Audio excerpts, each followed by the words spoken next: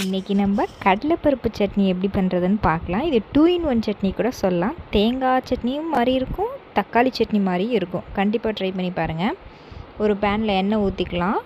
2 table spoon கடலைப்பருப்பு,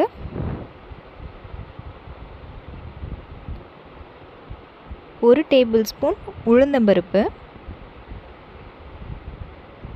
வெங்காயம் 1,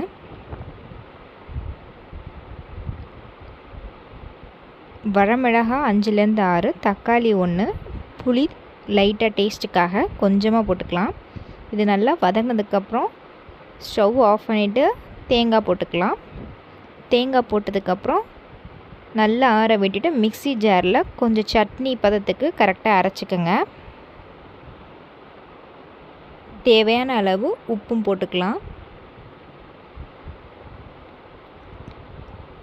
மறுபடியும் இது தாளிக்கிறதுக்காக எண்ணெய் ஊற்றி கடுகு உளுந்தம்பருப்பு போட்டு கருவேப்பிலை போடணும்.